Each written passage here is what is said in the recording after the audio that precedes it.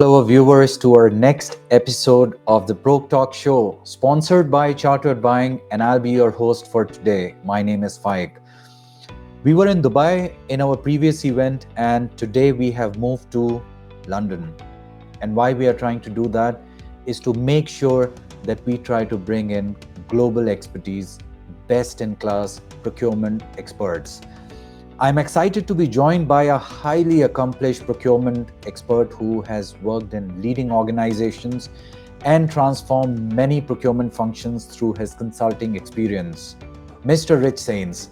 He's a founder of Akada Tech, which helps procurement leaders to solve many of the challenges they face in today's complex environment. There's a lot of pressure on going digital, on doing the digital practices, implementing them, but how to start, where to start, what best practices to implement, what are the steps to implement those. And trust me, it's not just technology. It requires cultural, technological, and operational shift. So welcome, Rich, and the floor is all yours. So the 7 steps to a successful digital transformation in procurement. And we have a digital procurement roadmap that supports this and covers these steps.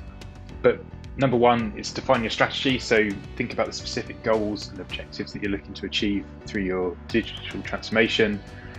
Part of that is thinking about the measurable outcomes that you can achieve through this process. So reduce cycle time, better stakeholder experience. What is it you're looking to achieve? You need to, at this stage, also get access to the capital and resources that you need in order to conduct the transformation. So there's obviously whatever your organization demands, business case, that type of thing. Step 2, assemble a great team. So think about the skills that you're going to require for that and who could bring those skills. Obviously there's some digital skills that would be involved. And as we said, there's lots of digital natives coming into the workplace, so they're well placed to understand that digital side of things. Process people, so people who can really map out all the processes that you've got. The relationship builders, so people can help with the change management side of things. And you really want to be making this team a cross-functional team. So as part of that, you want to be identifying the influencers, the advocates for procurement, and maybe working with some difficult stakeholders if that's appropriate as well. And maybe thinking around whether there's some suppliers that you could be involving in the process if this is a systems change that will touch suppliers, because obviously they'll be key users, and we don't want to make sure that their views are left out at this point. Step 3 is to do a full process review. So really look at all the different processes that you have within procurement and be quite ruthless in eliminating processes that no longer meet your needs. Looking if there's opportunities to automate or if there's opportunities to delegate, which in this situation might mean that a different team should be undertaking that process. You want to be looking at all the different touch points, trying to reduce the number of touch points where possible, and really think about those sort of people impacts and the data impacts as well, and look at all the pain points and come up with a bit of a list there. Step 4, identify technology. So this involves the sort of scouting for technology, looking at the market, looking what's out there that could sort of support you in the different areas. Maybe looking for some quick wins as well. If there's, say if you're doing a lot of paper signatory, then getting an electronic signatory may be a quick win that you could implement there.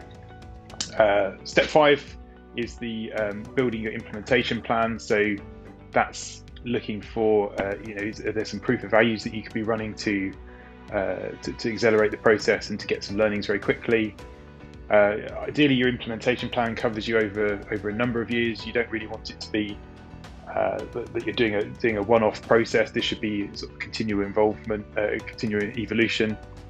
I guess a challenge to say, at the same time, you don't want to be trying to do too much in a short period of time. So don't try to boil the ocean, but don't go too slow either. Obviously, you want to be making sure that we're getting a value as quickly as possible. And then the last part of that is to obviously start that implementation. Step 6, I guess, as part of the implementation, is really making sure that we've got a good handle on change management. Potentially, if we're doing proof of values, or even if we're doing wider rollouts, making sure we're piloting with friendly stakeholder areas, or less friendly stakeholder areas, if there's sort of challenging areas where you could get more learnings quicker, then if you're sort of brave enough, then definitely go for that. I think as part of the change management, we want to make sure that we're communicating right. We need to communicate often, need to be gathering feedback, listening, especially if it's a pilot process, listen and learn for that wider rollout. And then I guess a key part of change management as well is to make sure that we're communicating the objectives that we're looking to achieve and make it relevant to the teams that we're communicating to. And step 7, last step, is that continuous improvement piece. So this isn't a one-time exercise. This is something that we should be doing ideally on a continuous basis, ongoing. As I said earlier, making sure that if there's a system that we're swapping out, we've got the ability to sort of swap in and out with this SaaS model. So we should be taking that as much as possible, and using your KPIs that you identified in step 1 as part of your strategy, tracking against those. Is this still improving things? Is it still meeting the need that we identified originally? Tracking that and measuring against that, and then using that to identify opportunities for change on an ongoing basis. So those are the 7 steps. That's very insightful, and trust me, I can relate to one of the most important points that you have highlighted is the change management when the implementation starts. And that's where a lot of people, a lot of stakeholders start to get nervous, because you have people who have continuously worked with a technology, you get accustomed to the processes, and now there's an implementation of a latest system, new module. There are people experts in the previous technology that was used in the organization. So a change is something that a lot of people get nervous about. So change management is something that has to be handled very carefully. I totally agree with your point. And before even starting, one of the points that you mentioned, which is a third step, is a full process review. What we want to achieve is one part, but where are we at this point of time? What is the maturity assessment? A full process review will actually help. Where are we standing at this point of time? And what is already in their system and what has to be improved? What are the best practices that can guide on this front? So thank you very much once again, Reg. Thank you to all our viewers who have looked forward to this episode on the technology, on the digitization front.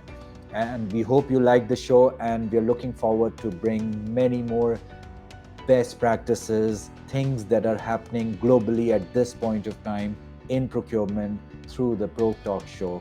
Thank you very much for joining once again. We wish you all the best. Until then, bye.